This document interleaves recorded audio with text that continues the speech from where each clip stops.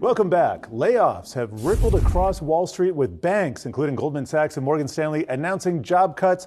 But taking a closer look, the picture is actually mixed when it comes to the scale of these cuts for the big banks. Alexandra Semenova has that story for us. Alex. Well, guys, we've been hearing a lot about finance layoffs lately, and they certainly are happening. Goldman Sachs laid off more than 3,000 workers last week. There were even reports that bankers there were calling it David's Demolition Day after CEO David Solomon. But taking a more nuanced look at what's going on, the layoffs actually at this point aren't as widespread as it seems. Yesterday, Goldman Sachs and Morgan Stanley reported their earnings and also confirmed that they laid off thousands of workers in the past 2 months. Goldman Sachs about 6% of its workforce, and Morgan Stanley about 2%. Then we've also got Wells Fargo that has been steadily cutting jobs as it scales back its mortgage business.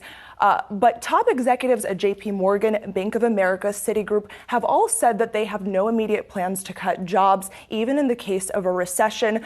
Bank of America's Brian Moynihan told our own Brian Sozzi yesterday that there are no plans to cut jobs. You have all of these executives on their earnings call saying that they're still in hiring mode. JP Morgan CEO Jamie Dimon said that they'll continue to hire jobs. They have no plans to cut them, even in the event of an economic downturn, which differs a lot from what executives like David Solomon and James Gorman have said. For Goldman Sachs, for example, though, its investment banking division makes up more than 50% of its revenue. So because we've seen that sector take such a big hit in the past year, it makes sense that it's being more conservative and cutting jobs where it needs to. And then for Morgan Stanley, it's cutting about 2% of jobs, which is, it's a natural culling that is happening. During the pandemic, we saw a pause in these performance reviews that banks normally have in the annual culling that typically happens, but they're bringing that back. It's pretty normal for these banks to let go of bankers who are underperforming at the end of the year. So, when it comes to finance layoffs, they're not as widespread as what we're seeing in the technology sector, for example, where it's happening across the board, where there are thousands of workers.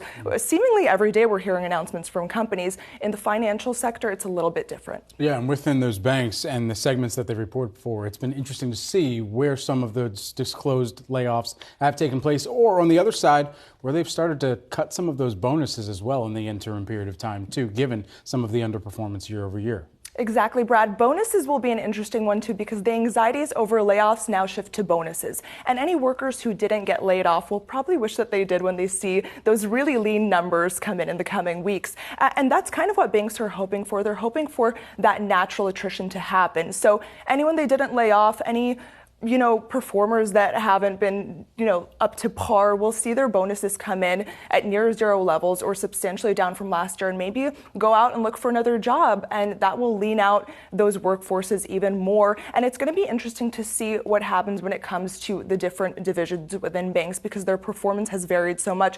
Because the trading desks, as we saw in yesterday's earnings, have done very, very well. But then you have the investment banking side at all of the banks, which is down, more than 50% from last year. So it'll be a mixed picture, too, when it comes to the bonuses. Yahoo Finance's own Alexandra Semenova breaking down all things financials and big banks for us today. Thanks so much.